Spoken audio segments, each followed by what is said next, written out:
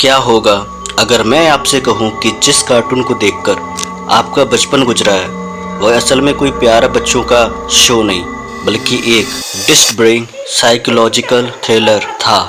जी हाँ, हम बात कर रहे हैं सबके चाहते डोरेमोन की। इंटरनेट के अंधेरे कोने में डोरेमोन के कुछ ऐसे छिपे हुए राज जिन्हें सुनकर आज आपके बचपन की यादें हमेशा के लिए बदल जाएगी। आज हम जानेंगे डोरेमोन के 5 प्रतिबंधित एपिसोड और खौफनाक थ्योरीज के बारे में जिन्हें मेकर्स ने दुनिया से छुपाने की पूरी कोशिश की। तो चलिए शुरुआत करते हैं उस घटना से जो आज भी बचपन के इतिहास में एक अनसुलझा रहस्य है। तारीख थी 23 सितंबर 1996। आधी रात का वक्त था। जापानी टेलीविज़न पर बिना किसी टाइटल या इंट्रो के अचानक डोरेमोन का एक अजीब एपिसोड शुरू होता है।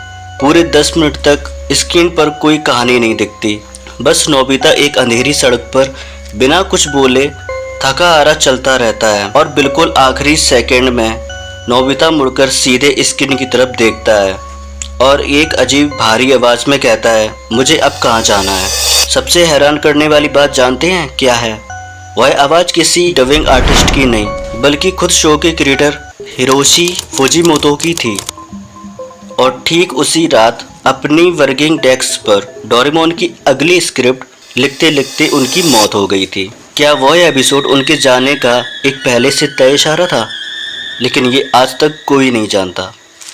अब इसकी उस रहस्य के बारे में बात करते हैं जिसके बारे में शायद आपको पता हो या ना हो। तारेटो, यह वो एपिसोड है जिसको रिकॉर्ड से मिटा दिया गया है। साल 1984 में जापान के हजारों बच्चों ने टीवी पर एक ऐसा एपिसोड देखने का दावा किया जिसका नाम था तारेटो यानी टैलेंट। इस एपिसोड का एनिमेशन इतना खराब और डरावना था कि क्रिएटर्स के चेहरे विचित्र लग रहे थे। कहानी में नोबिता और डोरेमोन एक अंडरग्राउंड टनल में जाते हैं जहां उन्हें दीवारों के आर पार जाने वाली एक भूतिया लड़की मिलती है। एपिसोड के अंत में एक ग्लोब बीच से टूटता है और उसमें से काला गाढ़ा खून जैसा लिक्विड बहने लगता है। इसके बाद स्क्रीन पूरी तरह ब्लैक हो जाती है। तभी सरकारी रिकॉर्ड्स और टीवी चैनल के मुताबिक ऐसा कोई एपिसोड कभी बना ही नहीं। लेकिन जिन बच्चों ने इसे देखा वो आज तक उस खौफ को भूल नहीं पाए। अब बात करते हैं इसके तीसरे एपिसोड की जो एक रहस्य बन गया जिसका नाम दिया था सपनों का अंतहीन जाल, बोले तो ड्रीम प्लेयर। साल 2005 का एक एपिसोड था जिसका नाम था ड्रीम प्लेयर। नोबिता को नींद नहीं आती तो डोरेमोन उसे सपनों को बदलने वाली एक मशीन देता है, लेकिन नोबिता अपने कम धीरज के कारण बार बार कार्ट्रिज बदलता है जिससे मशीन क्रैश हो जाती है। तभी हवा में एक रोबोटिक भाव शून्य आँखों वाला डोरेमोन तैरता हुआ आता है और वो कहता है, प्लेयर्स टूट गया नोबिता, अब तू हमेशा के लिए यहीं फंसा रहेगा। इसके बाद नोबिता एक अंतहीन अंधेरे में फंसकर अकेला रोता रहता है। यह एपिसोड बच्चों के लिए इतना डिस्टर्बिंग था कि इसे जापान के बाहर पूरी दुनिया में पूरी तरह बैन कर दिया गया था। अब बात करते हैं इसके एक और एपिसोड जो चौथे नंबर पर है, भविष्य के गैर कानूनी गैजेट्स, द इनलीगल गैजेट्स।